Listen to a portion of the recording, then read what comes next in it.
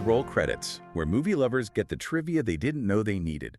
This podcast was created with help from AI tools, so double-check any quotes before you drop trivia at your next movie night.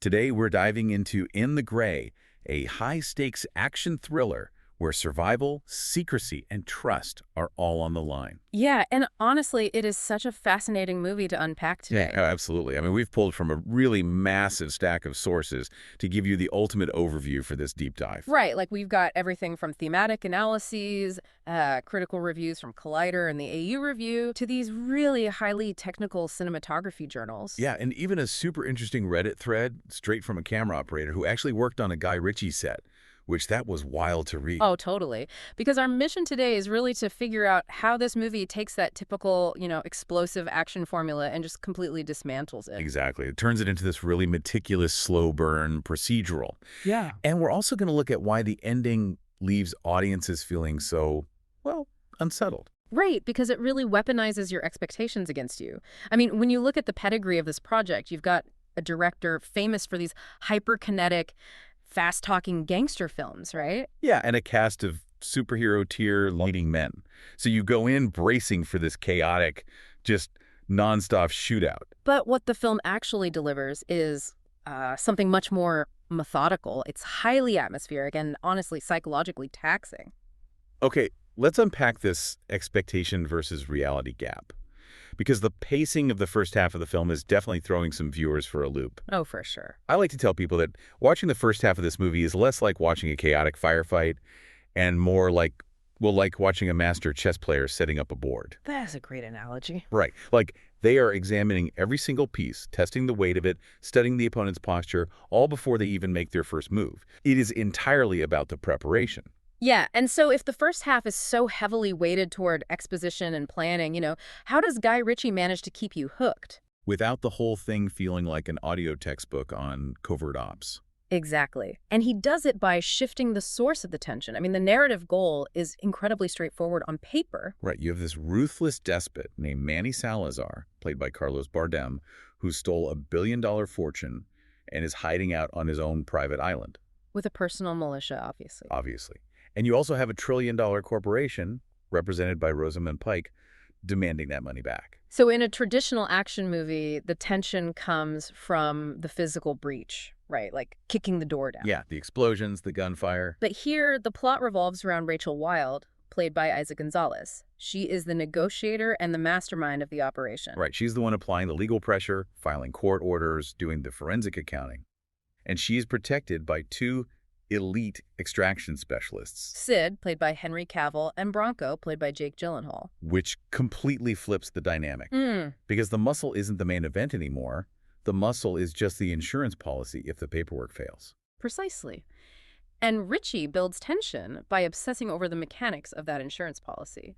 Like, we watch Sid and Bronco painstakingly map out escape routes, identify legal loopholes, place surveillance bugs. Set up booby traps, yeah. Oh. They're building a flawless system. Oh, and there's this brilliant moment where Cavill's character intentionally provokes a local cop just to get arrested. Oh my gosh, yes, he literally pisses on the officer's boots. Right. And why? Simply so he can scope out the island's jail from the inside and map its architecture as a contingency plan. It's so smart. The suspense doesn't come from watching bullets fly. It comes from watching these highly competent professionals build a procedural mousetrap. And then making the audience wait to see if that mechanism holds up when the variables inevitably change. You are literally holding your breath, waiting for the trap to snap. And, the linchpin of that entire trap is Isa Gonzalez's character, Rachel. Oh, absolutely. There is this behind-the-scenes anecdote that perfectly captures the intense, structured nature of her character. I think I know which one you're talking about. Yeah, so in one of the crucial setup scenes, Rachel has this massive, dense, 10-page dialogue sequence where she is orchestrating the financial parameters of the heist. Right, and Guy Ritchie, operating in his classic improvisational style, decided to spring a massive physical challenge on her right on the day of shooting. Which is just terrifying. Yeah. He told her he wanted her to deliver this entire 10-page monologue while simultaneously learning to methodically craft a highly complex coffee drink. Using professional machinery. Yeah. As someone who gets stressed just trying to talk on the phone while making toast, that sounds like an absolute nightmare. Oh, same here. Like, Trying to remember 10 pages of complex legal and tactical jargon while steaming milk. Why put an actor through that? Well, because it serves a brilliant narrative and psychological purpose. I mean, from a character standpoint, Rachel is completely devoid of shame, and she operates with unapologetic perfectionism. So having her perform this incredibly precise, structured, physical task, measuring the coffee grounds, pulling the shot, twisting the heavy machinery while she sharply dictates the terms of a billion-dollar heist, illustrates exactly who she is. Every physical movement matches the sharpness of her mind. Yes. It anchors the dialogue in reality. It proves she isn't just a strategist in theory. She has total meticulous control over her immediate physical environment. And from an acting standpoint, it is a classic technique to ground a performance, isn't it? It really is. When an actor is solely focused on delivering a massive block of text, it can easily sound rehearsed or, theatrical. Yeah, it's stiff. Exactly. By forcing Gonzalez to focus a significant portion of her brain on a complex, unfamiliar physical task, the dialogue becomes secondary. It flows out of her more naturally, almost instinctively. Because her conscious mind is busy trying not to burn the espresso. Exactly. Here's where it gets really interesting, though. Because that high-pressure environment of learning complex actions on the fly isn't just a fun character quirk for Rachel Wilde. No, not at all. That pressure cooker mentality is built into Guy Ritchie's entire chaotic directing philosophy. And I was completely blown away when I read the trivia about our two leading men in the sources. Oh, the dynamic between Jake Gyllenhaal and Henry Cavill. Yes, they have this effortless, deeply connected on-screen banter. They are practically finishing each other's sentences, trading deadpan insults, casually calling each other husband during tactical briefings. Right, which is hilarious. But they actually met for the very first time on day one of the shoot, right there in Guy Ritchie's trailer. It is genuinely hard to believe when you watch the film because their chemistry carries massive portions of the story. They feel like veterans who have shared foxholes for decades. Oh, completely. I mean, Cavill plays Sid with this hulking, composed, dry wit, leaning into his classic action star charisma, but, turning the volume down to a simmer. And meanwhile, Gyllenhaal plays Bronco with this sardonic, chaotic, almost unhinged energy. They balance each other perfectly. But establishing that dynamic instantly requires a very specific environment, which Ritchie creates by keeping everyone permanently off balance. Now, I have to push back a little on this directing style, because it sounds incredibly risky. Oh, it is. We found that fascinating Reddit thread from a camera operator who detailed Ritchie's strict three-take rule. Right, the infamous rule. Yeah, the rule on set is you do 2 takes to the script and then 1 take for fun, where the actors and the camera operators can just do whatever they want. Just completely let loose. Exactly. Let's compare that to a director like David Fincher. Fincher is notorious for demanding 50, sometimes 100 takes for a single simple action. Like an actor dropping a notebook on a table. Right. And Fincher does that to break the actor down until the movement is pure muscle memory. Ritchie is doing the exact opposite. Yeah, he is. Doesn't this level of extreme improvisation and minimal takes risk turning a meticulous, detail-heavy heist movie into a messy, convoluted info dump? Well, you have just hit on the exact critical divide we see in the reviews for this film. That is the gamble Ritchie takes. Yeah, because some reviewers hated it. Right, you have critics who argue that the movie is overly talky, that the pacing drags because the scenes are overloaded with exposition, and that the story occasionally feels convoluted or rushed. They argue the 3-take rule leaves the narrative feeling a bit too loose. But then you have others who praise it as a slick, hyper-entertaining thriller precisely because of that looseness. So how does Ritchie justify the risk? Yeah. How does he keep the production from just completely derailing? He counterbalances the chaos with a strict no ego, no tier system set culture. He tells his entire crew, from the A-list leads to the camera grips to the production assistants, that if they have an idea, they should pitch it to him. Wow, that's rare on a set that big. It is. And if he can use it, they get the credit. If he can't, he explains why. It is highly collaborative, and that loose, empowering atmosphere is exactly what allows Cavill and Gyllenhaal's chemistry to flourish so quickly. So he relies on actors who understand his operational mode. Exactly. He knows that if the dynamic between the leads is electric, entertaining, and authentic, the audience will forgive the convoluted plot holes. That makes a lot of sense. Mm-hmm. You stop caring about the exact logistics of the extraction because you are having so much fun watching these two bounce off each other. Right. The chemistry essentially becomes the special effect that covers up the messiness of the rapid-fire production. Okay, yeah. If you are laughing at Gyllenhaal's unhinged delivery, Yeah. you aren't doing the math on how they bypass the security camera. Exactly. But eventually, all that witty banter has to stop. The negotiations fail, the bad guys close in, and the procedural mousetrap they built finally snaps. Which is when things get really intense. Oh, yeah. This is where the physical production must step up to capture the explosive carnage. And visually, this film is incredibly visceral. It really is. I want you to imagine strapping a cinema camera to a hummingbird. That is how the camera moves in the second half of this film. That's a great visual. Right. But if Ritchie's goal was to make the action feel grounded and practical, why did the production lean so heavily on cutting-edge drone tech instead of traditional camera rigs? And how did the locations force their hand? Well, the geographical reality of their shooting locations basically demanded a technological leap. They shot practically across the Canary Islands, primarily in Tenerife. This is gorgeous. Stunning. And it gave them access to incredibly diverse, real-world environments. They used the elegant, historic, real Casino de Tenerife to establish the upscale, polished side of the criminal underworld. And then they used the coastal fishing village of San Andres for the tight, winding chase sequences. Yes, but the most crucial location was the alien-like, incredibly rugged volcanic terrain of Tide National Park. Which looks absolutely hostile on screen. You look at those jagged rocks and the sheer drops, and you instantly know you do not want to be stranded out there. Oh, it's terrifying.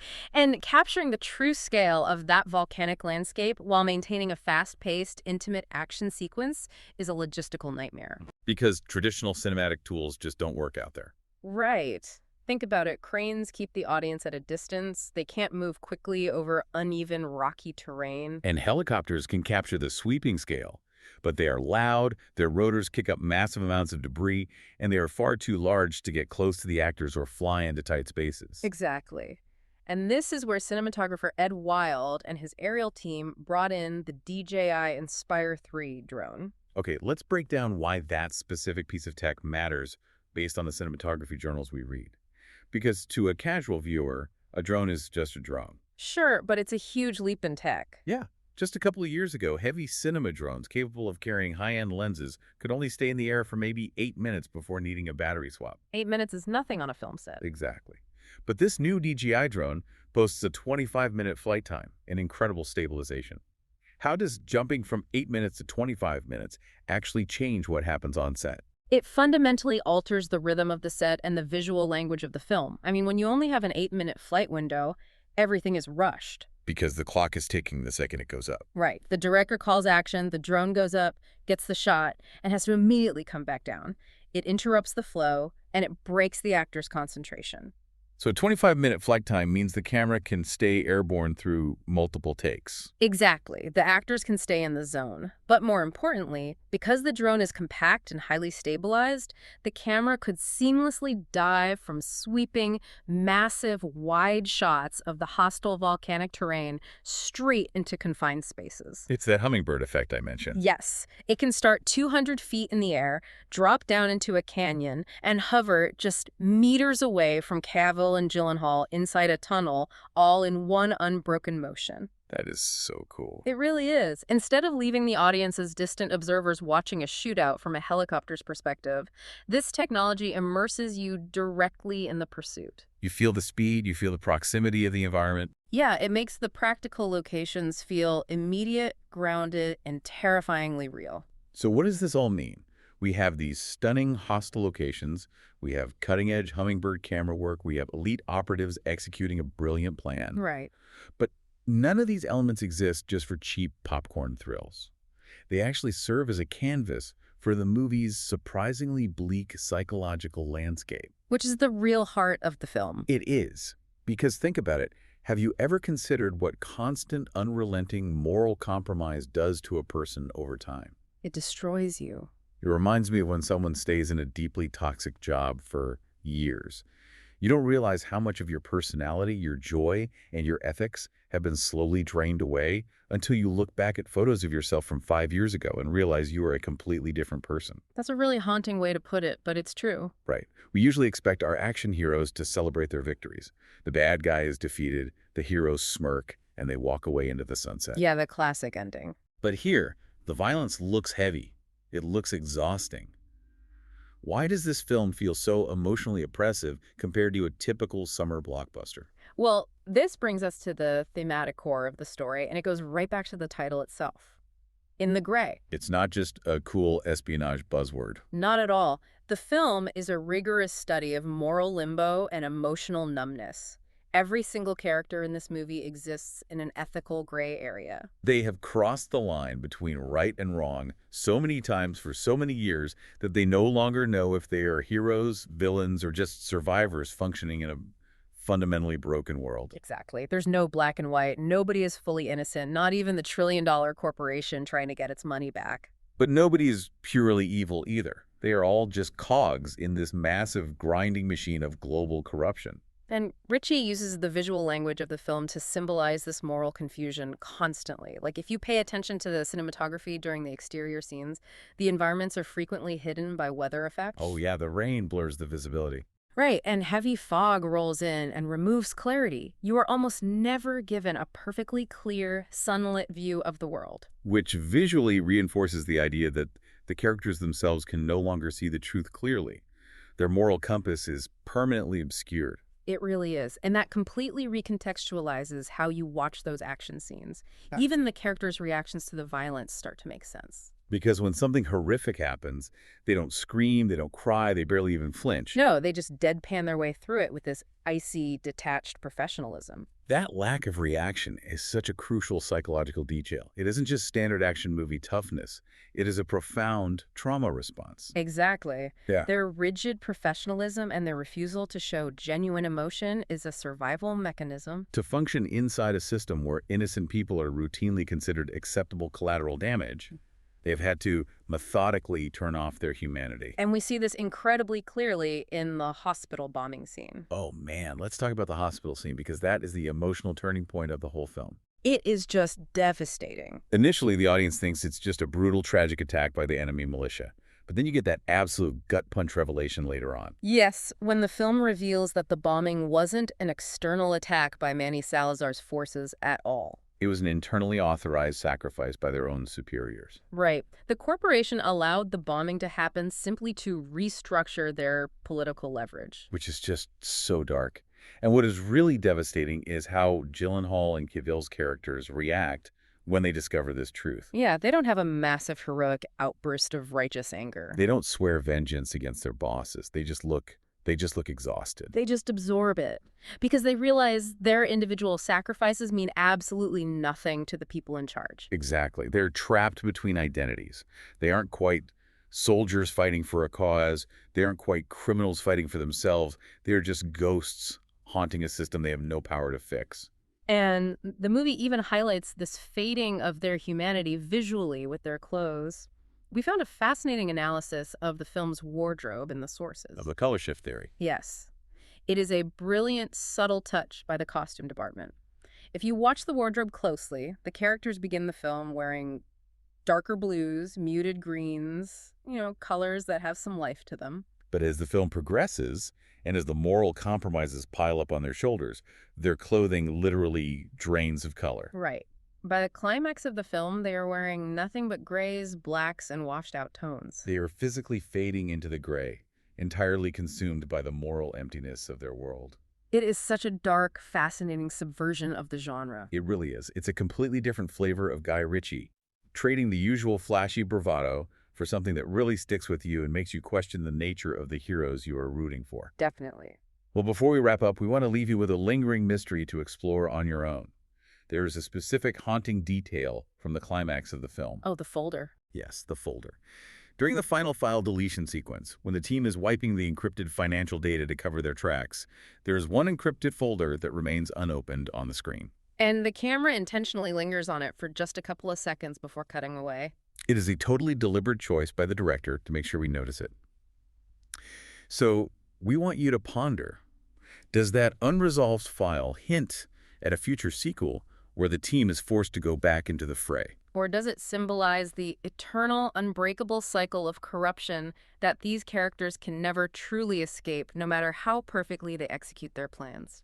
It is the perfect unsettling question for a film that refuses to hand you any easy answers or clean resolutions. It leaves you sitting right there in the gray with them. It really does. And that wraps our dive into In the Gray. If you enjoyed this episode, follow Roll Credits and share it with your fellow action and thriller fans.